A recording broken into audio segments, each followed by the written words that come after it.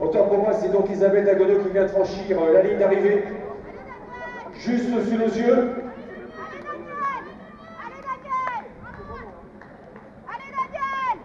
Là, c'est bien Virginie Davaran, dommage, j'avais tout simplement anticipé. Virginie Davaran qui en termine sous nos yeux. Et là, un peloton de 3 unités, de 2 unités, avec Daniel. Ça finit le sprint.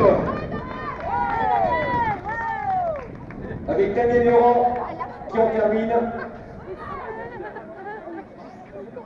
Allez, débat! Allez, débat! Accélère!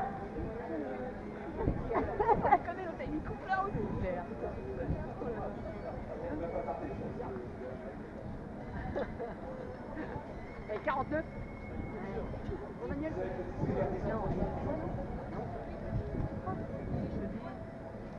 Allez, encouragement pour ces concurrentes qui vont donc en terminer.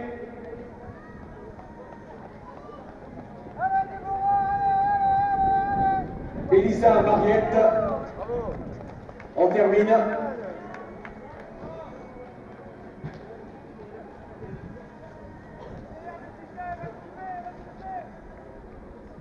Ça va finir au sprint, ce mano à mano.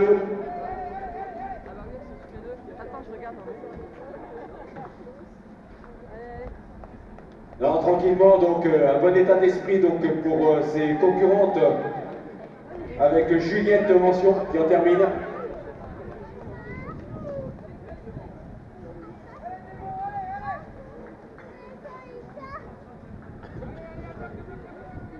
On va pas Tossard, s'il vous plaît.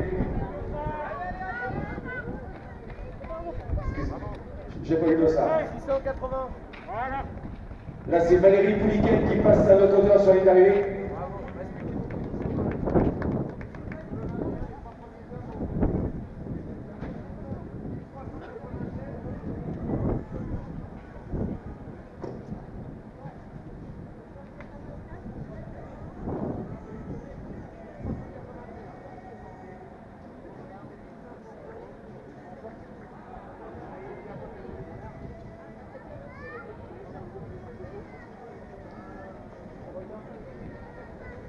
Donc voilà, sur le 21 km, avec la formation au 10e kilomètre, ça serait donc Fabien Tételin du Stade Athlétique Béguézin qui sera à la première place, avec en deuxième place Cyril Leleur, le dossard 1505.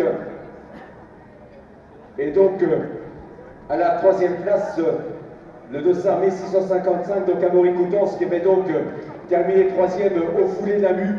Donc pour l'instant, voici comment s'établit le classement. C'est donc Fabien Tételin qui est donc en pleine forme à l'heure actuelle et qui est donc à la première place pour l'instant, tandis que passe devant nous là une féminine, Anaïs Bouillet. Et nous restons vigilants par rapport au relais. Nous ne devrions pas tarder à voir l'arrivée des premiers relayeurs et des équipes masculines. Séverine Valab passe devant nous, le dossard 685 à notre hauteur avec Isabelle Leroy.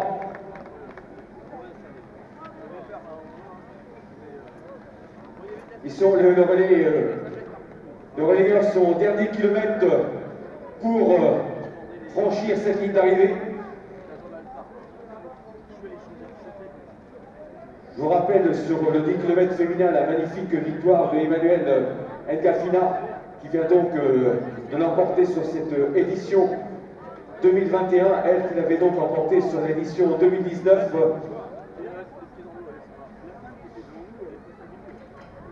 Qui a donc franchi cette ligne d'arrivée.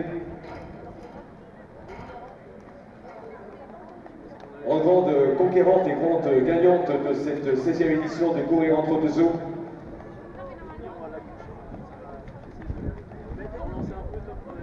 Et je pense que nous devrions pas tarder à assister à l'arrivée de la première équipe relais.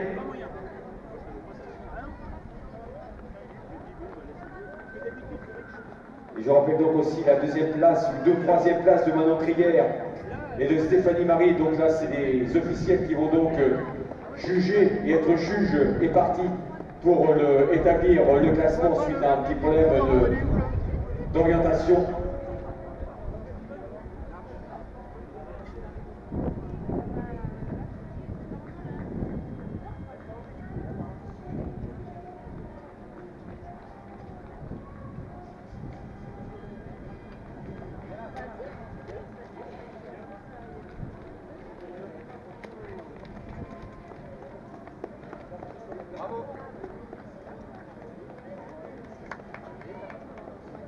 Alors attends, donc là, je vais donc annoncer pour le passage des relais l'équipe 1734.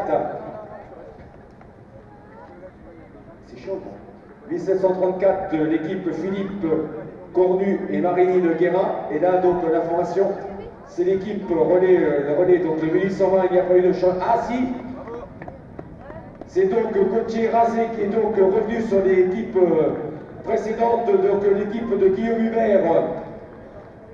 Et Guillaume Razé pour l'instant qui sont en tête, mais comme je vous dis, comme je vous l'annonce, c'est toujours conditionnel.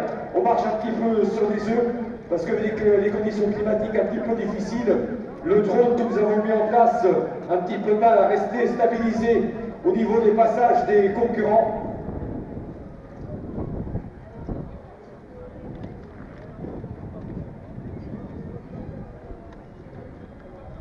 Et donc, en la deuxième place, ça serait donc l'équipe Michael Rosier et Florent Rosier.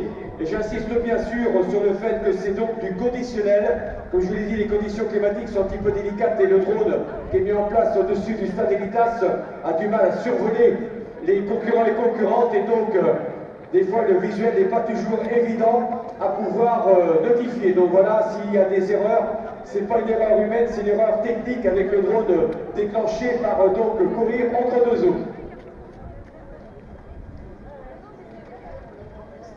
Est-ce que l'hélicoptère du Tour de France n'était pas libre pour ce week-end? Mais sinon, on l'aurait pris, mais bon, on fait les choses, on fait bien les choses, on ne les fait pas du tout ici à courir entre deux eaux. On fait les choses tout à fait correctement. J'aperçois un vélo donc, et j'aperçois un maillot blanc et rouge, à n'en pas douter que ce serait donc l'équipe de relayeurs, donc l'équipe de Guillaume Hubert avec le dossard 1820 et Gauthier Razé qui aurait donc refait son retard sur l'équipe qui lui précédait avec une dizaine de mètres d'avance, qui va donc ici sur cette 16e édition de courir entre deux eaux l'emporter de la plus belle des façons, puisqu'il y a un écart conséquent par rapport à la deuxième équipe. Et c'est Guillaume Razé qui va donc franchir cette ligne d'arrivée sous les applaudissements du public nombreux ici au stade Elitas. Vous pouvez encourager l'applaudir l'équipe Guillaume Hubert, Gauthier Razé qui va donc l'emporter à inscrire son nom sur cette 16e édition de courir entre deux eaux. Guillaume Razé, sourire aux lèvres de Mondeville. Bravo Guillaume. Non, Gauthier.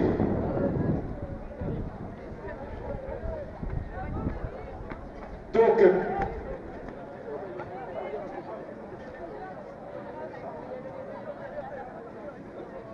ouais, attends, tu vas dire ça trop vite. Donc c'est bien pour le 21 km de Fabien Tételin qui est donc à la première place sur le 21 km et sa pointage 10e.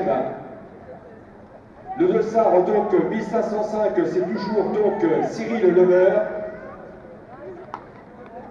Et 1655, donc Amaury Coutances, donc habitué donc des courses du camp, du secteur, puisque je vous avais dit, donc annoncé, il avait donc terminé 3e au filet d'Amu, et pour l'instant donc il est à la 3e place sur courir entre deux eaux. Voilà, tout est en train de se décanter, tout est en train de bouger et de s'animer concernant les arrivées des concurrents et concurrentes, les concurrentes qui franchissent donc la ligne d'arrivée. On a assisté donc à une magnifique victoire sur le relais de l'équipe de Guillaume Hubert et de Gauthier Razé.